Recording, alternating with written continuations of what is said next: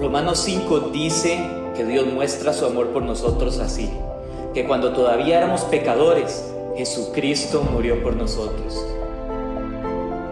Porque Él nos amó de tan grande manera, amamos a los demás. Esa es su iglesia, donde somos edificados y consolados, incorporados y restaurados, discipulados y enviados. Y aquí es donde inicia, porque en todo lugar donde vayamos, toda persona debe conocer las buenas nuevas. Por eso predicamos en todo tiempo, agradecidos con su fidelidad.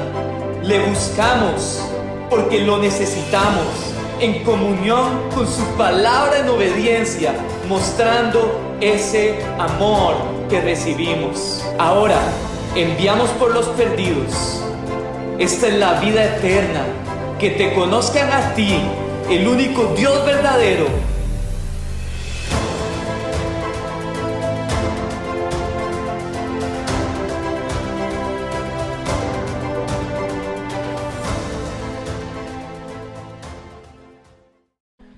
Mi hermano, hoy yo quiero invitarlo a que disponga su corazón para escuchar esta palabra. Creo que es del Señor, creo que es para la iglesia, creo que va a edificar el cuerpo realmente. Lo hizo en la primera reunión que tuvimos en la mañana, fue glorioso. ¿Cuántos estuvieron de aquí en la reunión de la mañana y decidieron quedarse un rato más por la razón que sea? ¿Hay alguien? ¿Alguien estuvo aquí en la mañana? Yo estuvo, bueno, aquí abajo. Sí, aquí los de abajo, los que tuvimos que servir. Estuvo glorioso, mi hermano. Si me ayudan con la de allá, chicos, también. Entonces, hoy vamos a cerrar una serie. Bueno, la semana pasada cerramos una serie de prédicas. Hoy vamos a empezar otra. Esta serie trata acerca de las verdades gloriosas del Señor. Cómo el Señor nos va a revelar verdades a través de su palabra. Las pequeñas letras rojas de la Biblia que habla. Si usted tiene una Biblia nueva, moderna, si usted tiene una Biblia vieja, gloria a Dios, conserve esa espada. Pero si usted tiene una Biblia más nueva, usted va a notar que las palabras que hablaba Jesús están marcadas en rojo en esas Biblias. Son todo lo que Jesús hablaba. Y la mayoría de los mensajes que Jesús nos daba era a través de parábolas. Así que estos secretos, vamos a hablar de las parábolas de Jesús. Mi hermano, cuando yo empecé a diagramar la serie, yo le soy muy honesto, le quiero hoy abrir mi corazón. Yo decía, voy a escoger las mejores parábolas para unas 6 semanitas de serie. Y me pongo yo a leer, y yo digo, esta no se me puede ir, no, esta tampoco, no, esta también. Al final yo dije, qué problema, se me va a hacer una serie re ultra larga. Va a ser una serie larga, quiero decirle, pero mi hermano, ¿a qué venimos a la casa del Señor? Si no es a conocer la voluntad de nuestro Padre. Si no es a escuchar el mensaje de Cristo, si no es a ver cómo Cristo nos dice que deberíamos de vivir el reino. Así que las próximas semanas nos vamos a meter en el reino. Y yo quiero invitarlo a usted, como hicimos en el culto de más temprano. Mi hermano, hoy quiero que usted esté despierto. Quiero que usted esté conmigo. Quiero que usted me ayude a predicar. Quiero que usted levante manos. Quiero que usted le dé libertad en la casa. Principalmente a los que tenemos tiempo de aquí. Mi hermano, vamos a hacer de este lugar una celebración. Amén. Vamos a hacer de este lugar que la presencia de Dios se encuentre y se manifieste en medio de la alabanza de su pueblo. Vamos, si le va a dar un aplauso, hermano, déselo al Señor. Pero hoy vamos a llenar este lugar de su gloria. ¿Está conmigo? Entonces, prepare su corazón, quiero que ore conmigo y le diga, Señor, Padre, hoy tú nos vas a hablar. Tu palabra dice que tus palabras exhortan, consuelan y edifican. Y yo quiero invitarte a que hagas alguna de las anteriores en mi vida. Mi corazón te necesita, mi espíritu te necesita, mi vida te necesita, mi familia te necesita. Ven, Señor Jesús, en el nombre de Jesús. Amén y amén. Así que yo les contaba que vamos a empezar a compartir, pero no puedo empezar esta serie y la parábola de hoy, que vamos a estudiar hoy en Juan 15, vaya buscándolo, sin entender lo que son parábolas. Si usted ha estado en los estudios bíblicos de los miércoles, estamos haciendo un repaso a la Biblia. Y entre estudiar los libros de la Biblia, tenemos que entender que los libros de la Biblia tienen géneros literarios, tienen una razón de ser. Entonces yo no puedo llegar a estudiar Apocalipsis o Isaías como si fuera una novela. Yo no puedo llegar a estudiar Apocalipsis o Isaías, ahí mi nana para que sepan. Entonces yo no puedo llegar a estudiar Apocalipsis o Isaías si no entiendo que esos son libros proféticos, son de una forma literaria en que son proféticos. Y si yo llego a leerlos como libros cronológicos o históricos, ahí es donde la gente concluye y hace hermenéutica o hace una exégesis equivocada. ¿Qué son esas palabrillas? Hermenéutica son las reglas de interpretación bíblica. Y exégesis es interpretar. Entonces, si yo no uso las reglas correctas, voy a llegar a interpretaciones equivocadas. Entonces, la hermenéutica nos invita a que nosotros estudiemos cuál es la figura o la literatura del libro que estamos leyendo. Pero también la Biblia y cada libro tiene figuras literarias, metáforas, símiles, etc. Dentro de las figuras literarias está la parábola. La parábola es una figura literaria que Jesús utilizó en muchos de sus mensajes. Muchos teólogos concuerdan, ojo muy interesante, eso es algo que yo no sabía. Muchos teólogos concuerdan que en el tiempo Jesús nace en Belén, su familia lo toma y se lo lleva a Egipto un tiempo para evitar que hubiera sido muerto por toda esa masacre que hizo Herodes. Entonces, en ese tiempo, muchos teólogos, en Egipto existía la librería más grande del mundo en ese momento, la librería de Alejandría, era toda una escuela, y que ahí mucho de la forma, del lenguaje, de la exposición de Cristo, lo obtiene de ahí. Las parábolas eran un ejemplo de esto. Pero entonces, ¿qué son las parábolas? Son figuras literarias que se utilizan para revelar cosas complejas y traerlas y hacerlas más simples para que sean más digeribles para usted y para mí. Entonces, Jesús viene y tomaba asuntos del reino y los simplificaba a través de cosas cotidianas. Ahora, el problema de la Biblia es un problema positivo porque nos obliga a estudiar, es que tenemos que ir a investigar qué era cotidiano para ellos y no qué es cotidiano para nosotros hoy, porque lo cotidiano para nosotros hoy, como redes sociales, no aparece en la Biblia. Entonces yo tengo que ir a la Biblia a ver cómo interpreto lo que para ellos era cotidiano. Así que, sin más, quiero invitarlo ahora sí a que vaya a la palabra del Señor. Vamos a ir al libro de Lucas y a entender eso. Un asunto más. Jesús vino a generar un impacto en la sociedad. Jesús vino a revolucionar cómo la sociedad vivía para mostrarles cómo Él la diseñó. Y yo dije esta frase y quiero que lo tome. Jesús vino a deconstruir nuestras realidades para volvernos a nosotros a programar bajo la forma original del diseño de Él para las cosas. Y usted, si usted está en Cristo, usted me está entendiendo lo que le estoy diciendo. Porque cuando estábamos lejos de Él teníamos una realidad, la cual el Señor destruye y vuelve a construir diciéndome, así es como yo quiero que tú vivas. Mi hermano, ¿y sabe qué es algo lindo del Señor? El Señor no destruye sin construir. ¿Está conmigo, hermano? ¿Me lo está recibiendo eso? Porque a veces nos enojamos con Dios cuando quita algo, pero el Señor quita algo para construir algo mejor. El alfarero rompe para hacer cosas nuevas. El alfarero no repara, el alfarero hace cosas nuevas. Y eso es lindísimo. En fin, entonces, en esa época, hablando de los fariseos y hablando de los escribas, los fariseos y los escribas odiaban a Jesús. La pregunta aquí que nos tenemos que hacer es, ¿por qué lo odiaban? Jesús empieza su ministerio haciendo milagros, prodigios y manifestándose en sanidades poderosas. Yo le quiero hacer una pregunta a usted, a ver si alguien me la responde. Me costó que la reunión pasada me la respondieran. ¿Por qué los fariseos odiaban a ese Jesús que hacía milagros, que sanaba?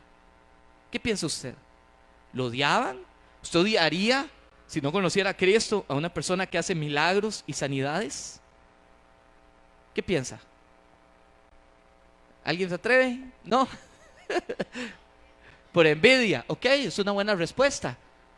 Pero ojo, qué interesante. Si yo tuviera a alguien enfermo en mi casa, a mí me gustaría tener al hacedor de milagros cerca. ¿Cuánto no nos gustaría tener a un doctor en la familia al cual recurrir cuando hay una emergencia? Entonces uno se preguntará, ¿por qué ellos odiaban a Jesús si esto era algo que Jesús proveía al pueblo y parecía ser algo bueno? Porque Jesús empezó a destruir el mundo de ellos y Jesús empezó a tocar ídolos. ¿Usted sabe por qué la gente se enoja con las iglesias? La gente no se enoja cuando hablamos de un Dios que bendice, un Dios que sana, un Dios que salva. Todos nos gusta el Dios que sana y que salva. Pero el día que el Señor nos confronta con lo que es un ídolo, ya no me gusta ese Dios. Ya no me gusta el Dios que me dice que no puedo estar con una persona en una relación ilícita. No me gusta el Dios que me dice que tengo que entregar factura electrónica como parte de mi negocio. No me gusta el Dios que me dice que tengo que alejarme del pecado para poder servirle a Él en santidad e integridad. Y en el momento donde el Señor toca ídolos, es donde ya no me gusta el mensaje de Cristo. Y el Señor empezó a mover los ídolos de los fariseos y los escribas. Vamos a empezar a leer. Capítulo 15, versículo 1. Dice, vamos a entender el contexto de a quién Jesús le da esta parábola. La prédica de hoy se llama Gracia a los ojos de nuestro Padre. Se acercaban a Jesús todos los publicanos y pecadores para oírle. Si usted es una persona de iglesia, usted ha escuchado las dos palabras, publicanos y pecadores. Pero yo no sé si a usted le pasó cuando aquí en Costa Rica implantaron el IVA. A mí no me gustó el IVA. Yo no sé si usted dice, qué dicha, voy a tener que dar más al gobierno. O sea, a mí no me gusta dar más. Menos cuando uno tiene algún tipo de gobierno ineficiente que uno no sabe dónde va su dinero. Pero mi hermano, al final nadie hizo nada. No me puse a llorar, no hice un berrinche, no hice una mala crianza. Me toca dar, ¿qué voy a hacer? Pero creo que a veces vemos a los publicanos con ese concepto de gobierno, donde no es tan fuerte como el verdadero concepto de la época.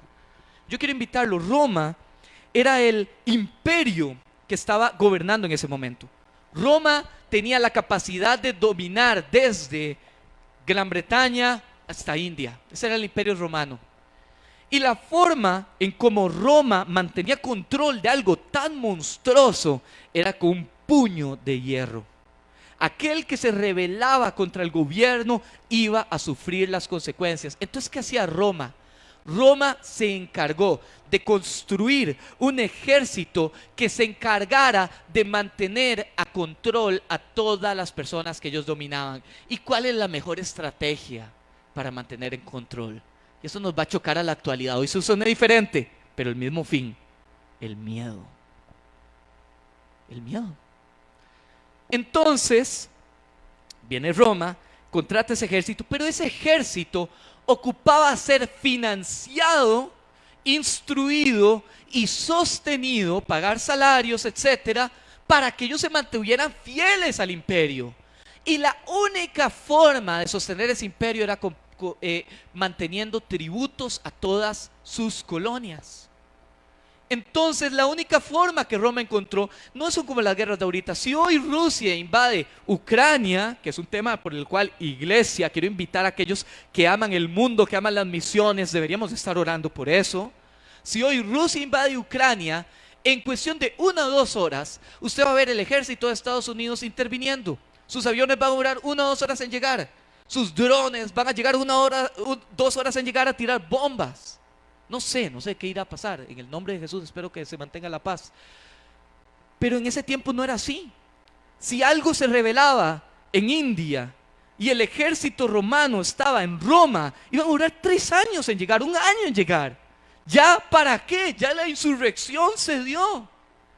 Entonces ellos hacían muestras, serían pequeños ejércitos en diferentes ubicaciones y hacían pequeñas muestras de poder. No voy a decir cuál era la muestra de poder que ellos hacían. Ellos entraban en ciudades, tomaban mujeres, las violaban hijas, bebés, crucificaban niños y los ponían todos en postes en la entrada, en cruces, en la entrada de la ciudad. Cientos y hasta miles de personas, para que todo aquel que llegara a esa ciudad dijera: ahí gobierna Roma. El miedo. Mi hermano, Los publicanos eran aquellos recolectores de impuestos que se encargaban de vender su nacionalidad. Aquel vecino que hoy vive a la par de mi casa, que vive enfrente, que está al lado, que vendió su nacionalidad y le dice: yo voy a trabajar con Roma y voy a recolectar para que Roma siga reinando con puño de hierro en esta nación. Y usted se empieza a imaginar por qué odiaban a los publicanos, ¿verdad? Porque ahí hubo familiares, amigos y personas que murieron cruelmente debido a publicanos que sostenían el imperio romano. Por eso los publicanos eran considerados basura, perros, menos que nada. No podían comerciar con nadie, no tenían amigos, no podían hablar con nadie. Eran lo peor en la cadena social, en el estrato social entre el pueblo judío. Y la Biblia habla también de pecadores. Y los pecadores no somos usted y yo. Usted y yo hoy nos consideramos pecadores, somos pecadores, sí, claro. Pero en el contexto del que se está hablando, cuando se habla de pecadores, se habla de un estrato social que era el último estrato social de todos. Era aquellos que habían nacido con deformidades, aquellos leprosos, aquellos que dedicaban a vender su cuerpo a los hombres, esas mujeres prostitutas. Esos eran los pecadores, los peores, los que iban al mediodía a tomar agua al pozo porque se sentían avergonzados de quienes eran. Los últimos del estrato social. Y el Señor empieza a hablarle a estos dos grupos de personas. Dice el versículo 2: y los fariseos y los escribas murmuraban diciendo: este a los pecadores recibe. ¿Ya entiende usted por qué se burlaba de que recibía pecadores? Este se junta con la escoria, este se junta con lo peor y con ellos come. Mi hermano, entonces teníamos dos grupos de personas ahí: los publicanos y los pecadores, los peores, los malos de los malos, los que no tienen comparación con nada, los que nunca vamos a entender lo bajo que era ser un publicano, un pecador en la cadena social del judío. O los fariseos y los escribas del otro lado. Y los fariseos y los escribas, sé que tenemos el concepto de que ser fariseo y escriba era malo. Pero mi hermano, si usted en algún momento de su vida se ha glorificado con ver lo que Dios hace y usted ha dicho: wow, me aprendí un capítulo de la Biblia, me aprendí Salmos 23, me aprendí un montón de versículos, estoy caminando en integridad, camino en el temor de Dios. Mi hermano, ni usted ni yo le vamos a llegar nunca a los pies de los fariseos y de los escribas. ¿Qué era un fariseo y un escriba? Los fariseos y escribas, la primera condición para ser fariseo y escriba es que se tenían que saber la Torá de memoria. ¿Qué es la Torá? Los primeros 5 libros de la Biblia: Éxodo, Levítico, Números, Génesis, en desorden, Deuteronomio. Los primeros 5 libros de la Biblia se los tenían que saber de memoria, todos, para poder ser para poder ser fariseo o poder ser escriba. Los fariseos y los escribas eran los radicales de los radicales en la fe. Si usted dice: mi hermano, qué bien, yo me levanté toda la semana a las 5 de la mañana a hacer mi devocional con el auto de la Biblia. Mi hermano, los fariseos oraban día y noche, pasaban días en el templo ayunando y orando sin dormir. Estos eran estos hombres, eran admirados, eran radicales, eran hombres que en el Shabbat a los judíos no se les permitía trabajar durante el día. Y ellos dijeron: con que no se nos permite trabajar, ni siquiera vamos a caminar, porque si caminamos más de cierta cantidad de pasos, quiere decir que estamos trabajando. Entonces, lo peor de lo peor y la crema innata de la sociedad se presenta para ese discurso del Señor. Quiero invitarlo conmigo a que vaya al versículo 11 y ahora sí vamos a entrar a la prédica en sí. Dice el versículo 11: también dijo un hombre, también dijo Jesús, un hombre tenía 2 hijos, y el menor de ellos dijo a su padre: Padre, dame la parte de los bienes que me corresponde. Y le repartió los bienes.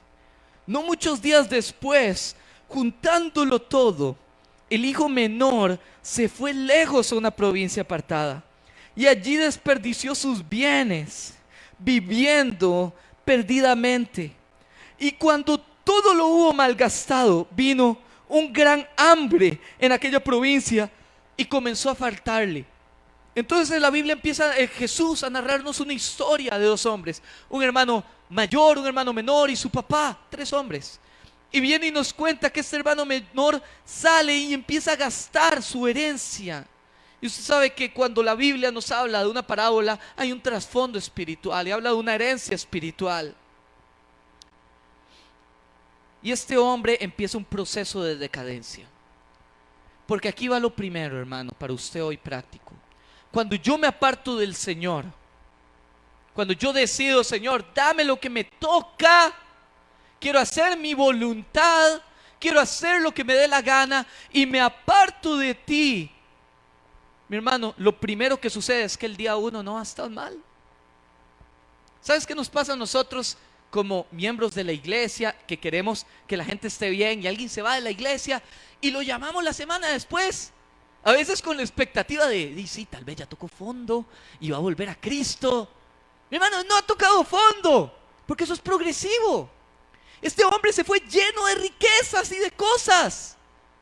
Y créame, fue y compró sus Ferraris, sus caballos último modelo, fue a sus restaurantes ricos a comer el mejor pampita de la época, fue y toda la gente se le acerca porque, yo no sé si usted me está entendiendo, pero cuando uno le empieza a ir bien, la gente se te acerca. Cuando le empieza a ir mal, se te aleja, pero se te acerca la gente. Estoy rodeado de amigos, la fiesta, voy a los mejores lugares, voy a las mejores prostitutas, tengo la mejor novia, tengo lo mejor todo.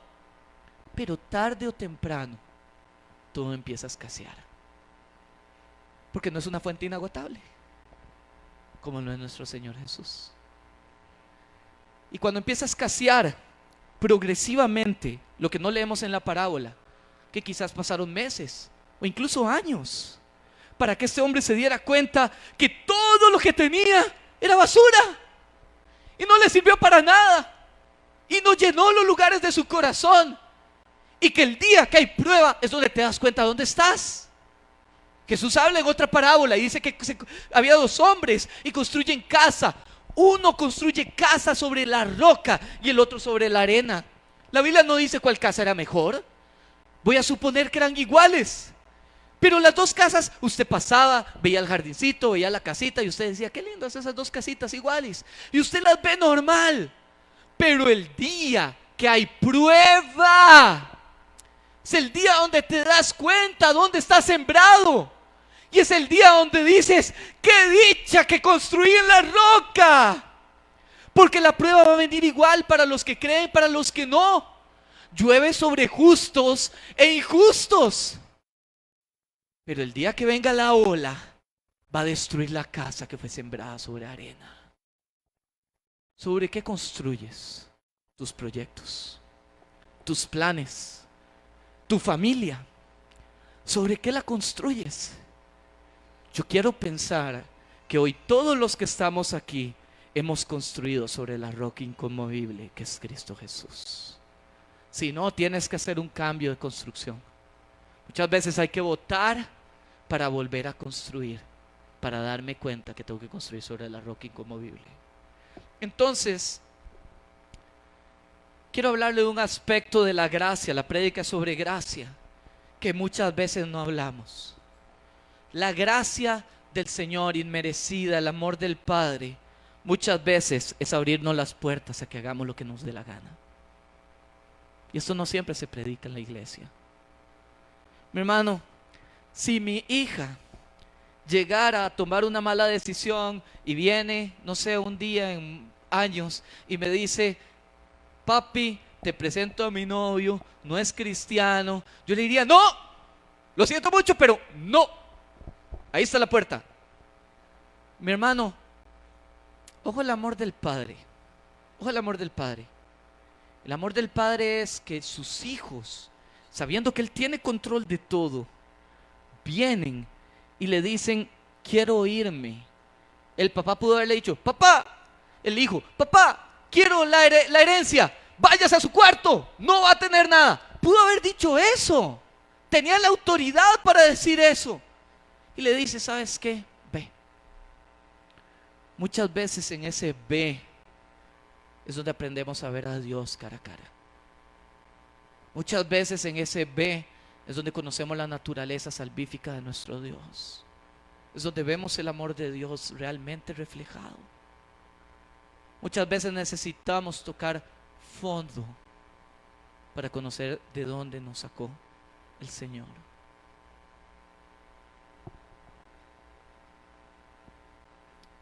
El Señor nos ama tanto que el Señor a veces permite que tomemos las decisiones. Versículo 17. Perdón, 15. Y se fue y se arrimó uno de los ciudadanos de aquella tierra, para el cual envió a su hacienda para que apacentase cerdos, y deseaba llenar su vientre de las algarrobas que comían los cerdos, pero nadie le daba. Y pasó de los mayores lujos a vivir entre chanchos, entre cerdos. Y ese hombre deseaba ser los chanchos. Estaban en un mejor lugar los chanchos que él. Mi hermano, estaban recibiendo un mejor trato los chanchos que él. Y 17. Y volviendo en sí dijo: ¿cuántos jornaleros en la casa de mi padre tienen abundancia de pan y yo perezco aquí de hambre? Recordemos las audiencias. Están aquí los pecadores y los publicanos, identificándose con la historia, identificándose con los chanchos, diciendo: sí, Señor, eso es para mí. Y por otro lado tengo aquí al fariseo y al escriba diciendo: esta prédica sí está buena de Jesús. Tenían razón. Aquí sí vamos a escuchar por primera vez algo bueno de este hombre, porque ellos se merecían lo que estaban pasando. ¿Entiende, hermano? ¿Está conmigo? Y sucede el versículo 17 y dice: volviendo en sí. Ayer en una cita de consejería yo le decía: aún no entiendo el Espíritu Santo. Cuando usted está sellado por el Espíritu Santo, cuando usted le ha entregado su vida a Cristo y el Espíritu Santo mora en usted, mi hermano, toda la forma de poder entender la Biblia y todo, se abre el entendimiento.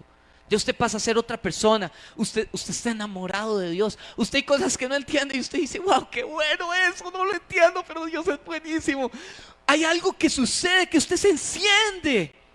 Y lo que me cuesta entender era volver a pensar cómo éramos antes de conocer al Espíritu Santo, cuando no teníamos entendimiento, cuando nos hablábamos de la Biblia y no teníamos nada, o nos hablaban de Dios y nosotros decíamos: eso no tiene sentido.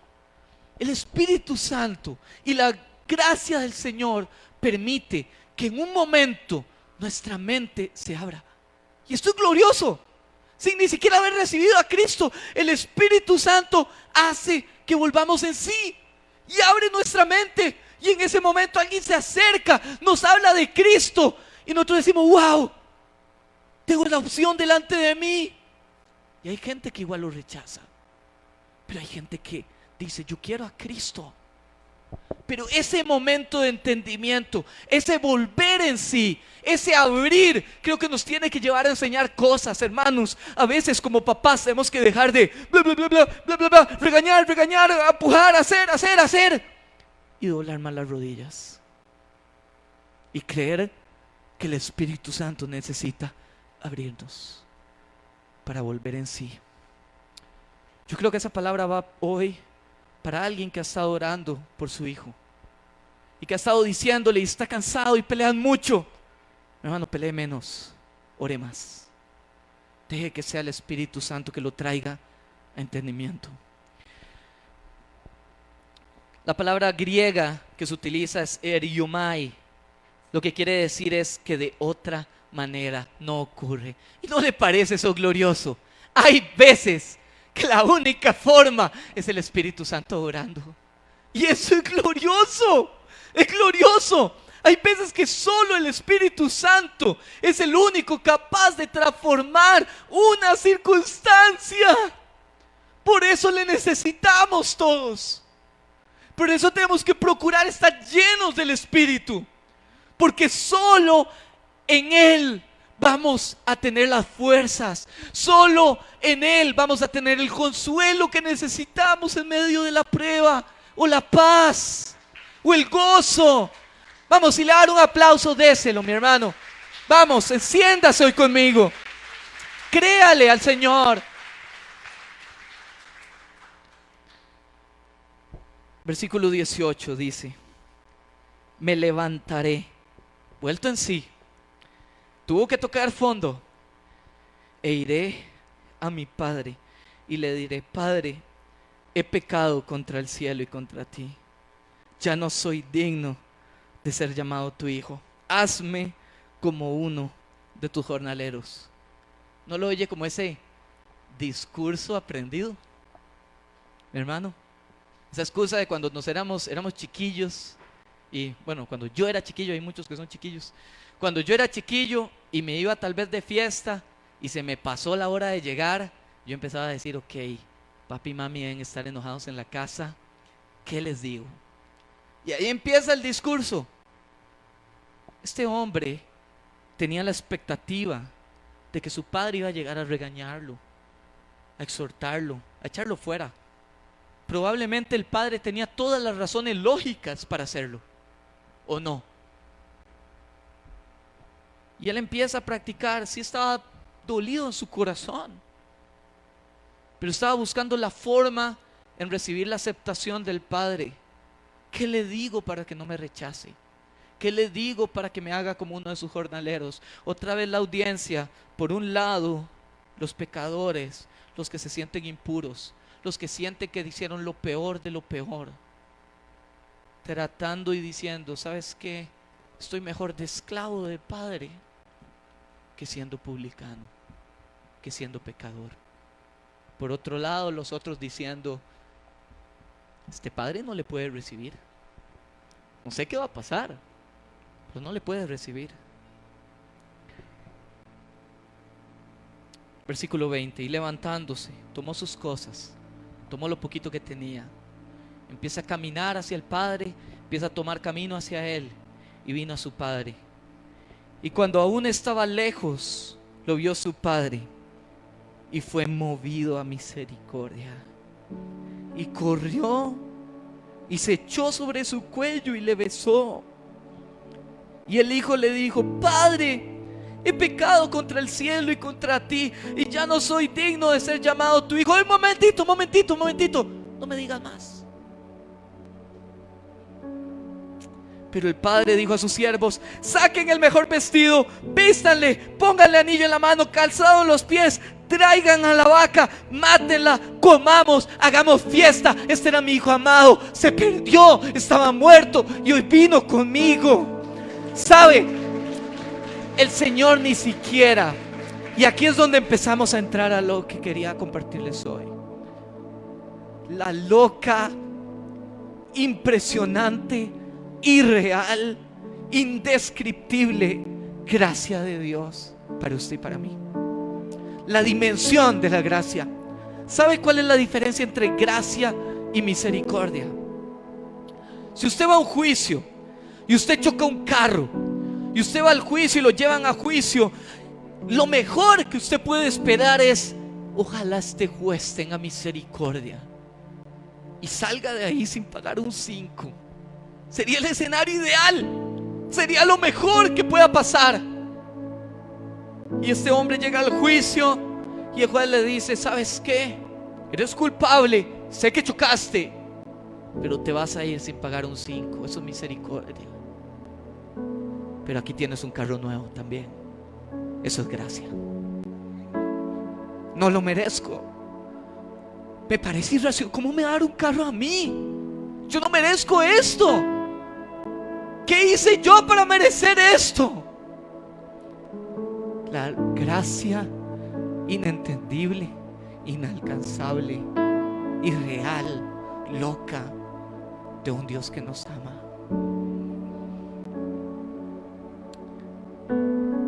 Los pecadores no lo podían entender. Los fariseos se empiezan a encender. ¿Cómo le van a dar puerta abierta? No se lo merece. Sí, mi hermano, no se lo merecen, ni usted ni yo tampoco. ¿Quiénes somos? ¿Qué hemos hecho más que fallarle al Señor? ¿Cómo no merecemos su perdón? ¿Cómo compramos su aceptación? ¿Cuál es el discurso que le vamos a dar a Dios que pueda comprar su favor? Ese hombre llega arrepentido y bastaba con que el Padre lo perdonara y lo dejara entrar, y él iba a estar contento como nunca. Pero el Padre dice: momento, ropa, anillo, los mejores cachos, hamburguesas, fiestón. ¿Sabe lo que está el Padre diciendo? Vístanlo como yo te he visto y cubro multitud de pecado de tu vida. Yo quito tus harapos, pongo ropas nuevas. ¿Sabe? A veces cuando fallamos, si quizá usted ha fallado al Señor, se ha apartado de algún lugar, se ha sentido juzgado y llega a otra iglesia, usted dice: bueno, y gloria a Dios, llegué a un lugar nuevo, pero no merezco ni creo que me vayan a dar nunca otra vez la oportunidad de servir. Eso no se restaura. ¿Sabe lo que le dice el Padre? Traigan el anillo. El anillo es la autoridad, porque yo lo quiero volver a poner en el lugar donde yo lo tenía. No has perdido el propósito. Y viene y le pone el anillo y mata a la vaca. ¿Y sabe lo que quiere decir la vaca? Ven, yo voy a suplir toda tu necesidad. El Señor quiere restaurar toda tu necesidad. Quiere volver a poner autoridad en ti y quiere limpiar multitud de pecado en tu vida.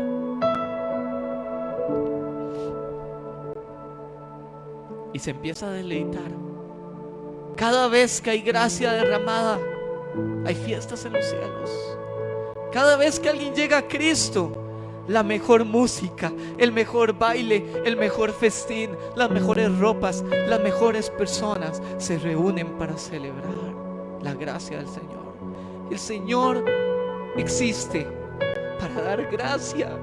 Su naturaleza es dar gracia. El Señor quiere derramar gracia. El Señor busca ser gracia. El Señor es la representación de la gracia. No importa lo que hayas hecho. No importa qué tan pecador has sido. No importa si vendiste a tu nación, si vendiste a tu pueblo, a tus generaciones. Siempre hay gracia abundante en la casa del Padre.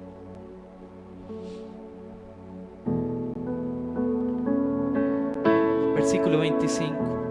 Su hijo mayor estaba en el campo, y cuando vino y llegó cerca de la casa, oyó la música y las danzas. Hay fiestas y hay fiestas, mi hermano. Buena fiesta era esa. Era buena fiesta. No solo se escuchaba la música, se escuchaba el baile. O sea, los gritos, la alegría, la algarabía. Esas son las fiestas del Señor a las que vamos a ir. Y llamando a uno de los criados le preguntó: ¿qué era aquello? ¿Qué es eso que está pasando? Él le dijo: tu hermano ha venido y tu padre ha hecho matar el becerro gordo por haberle recibido bueno y sano. Entonces se enojó y no quería entrar, y salió por tanto su padre y le rogaba que entrase. Guárdeme eso para ahora más adelante. Pero vean la mala crianza de este hombre. Su hermano se había ido y viene este hombre y dice: ¿qué es lo que está pasando? Y creo que aquí hay algo que nos confronta. Su hermano no tenía una buena relación con el papá. Dere, ¿cómo infiere usted eso del texto? Porque su hermano prefirió hablar con su siervo antes que con el padre. La relación estaba destruida y lacerada. Este hombre prefirió quejarse con otros que ir al padre. Pero mi hermano, usted y yo somos iguales muchas veces. Muchas veces somos prontos para hablar con alguien y quejarnos de la iglesia, quejarnos del pastor, quejarnos de la iglesia donde estábamos, quejarnos de nuestro hermano en la fe y no ir a doblar rodillas por él.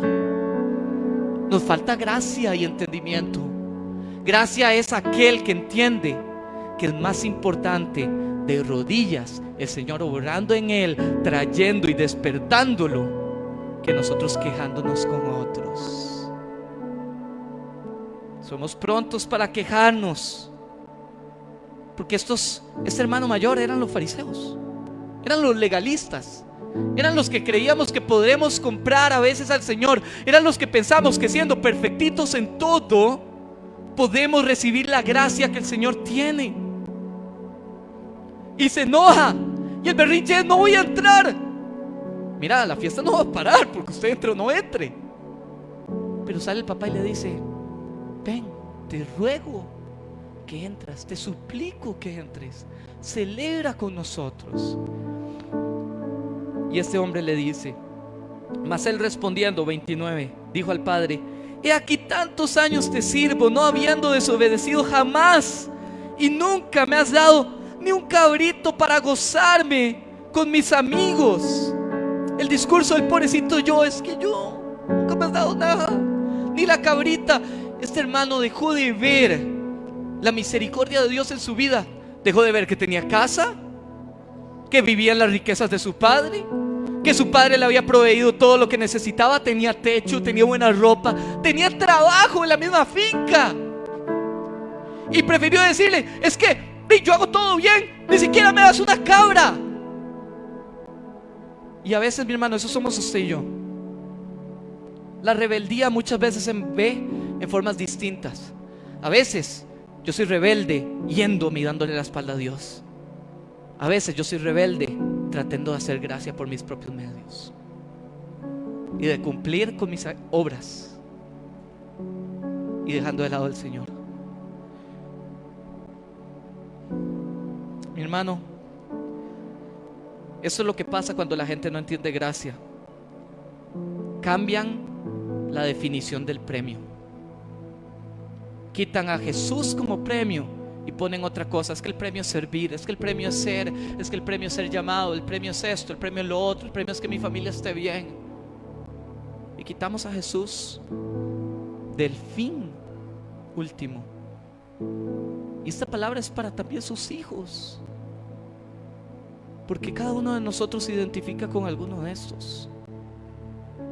Muchas veces somos, y yo lo he sido, el que le ha dado la espalda al Señor y necesita ser restaurado y restituido. Pero muchas veces soy aquel que cree que tratando de hacer todas mis fuerzas voy a comprar la aceptación de mi papá, sirviendo mejor, haciendo más. Y sabes, es muy cansado, porque el estándar es mucho más alto del que usted y yo podemos cumplir. Y en vez de enfocarnos en ser hijos, creemos que tenemos que comprar a papá de alguna forma. Cierro con esto.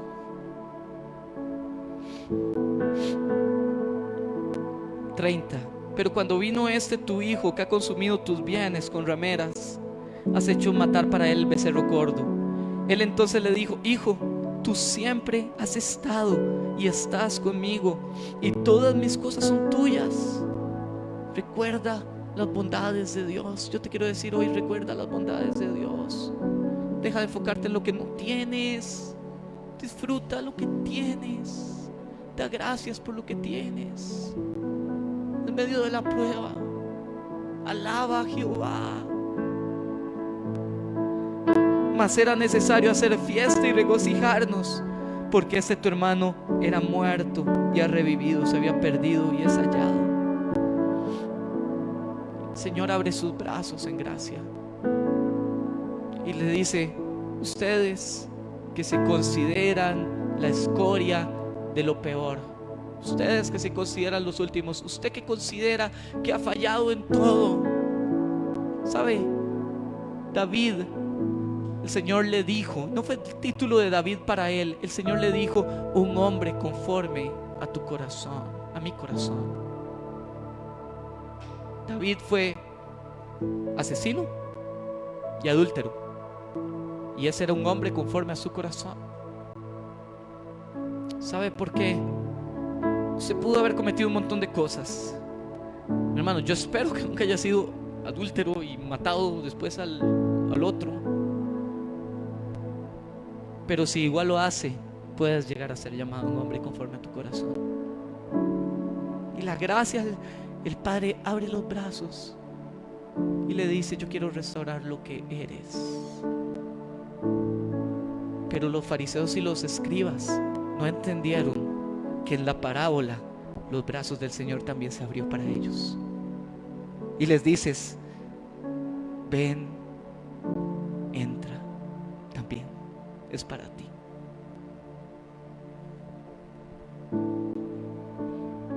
Amor que lo cubre todo. Amor que cubre multitud de errores. Hoy no importa cómo vengas, los brazos de gracia están abiertos para ti. Y es loco, más allá de nuestra comprensión, más allá de nuestra razón, los brazos del Padre están abiertos para ti. Quiero invitarte a que inclines tu cabeza ahí donde estás.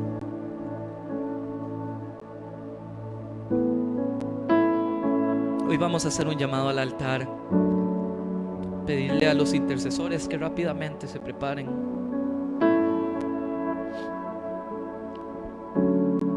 Podemos bajar luces también, las de atrás un poquito. Mi hermano, hoy, hace mucho no hacemos un llamado al altar. Hace mucho tiempo no hacemos un llamado al altar. Y hoy nos preparamos para recibirlo. Hoy el Señor preparó este día para que usted se encuentre con Él. Y todos esos vacíos que había en nuestra vida y que no entendíamos, el Señor quiere ser todo en todo. Y solo ocupas hacer una cosa: decirle sí a Cristo. ¿Sabe, mi hermano? Cuando el Señor nos llama, el Señor escoge el tiempo perfecto. Y usted me dirá: Derek, yo no quiero ir, yo me quiero esperar. Tal vez la otra semana sea tarde. Tal vez la otra semana no haya llamado al altar. Dios hizo este día para que usted viniera delante de Él y hoy deje todo. Y el Señor quiere sanar, el Señor quiere cubrirte con sus ropas, el Señor quiere devolverte el anillo, el Señor quiere celebrar contigo, porque mi hijo que se había perdido hoy vuelve a la vida. Y en el nombre de Jesús hoy te digo: vuelve en sí.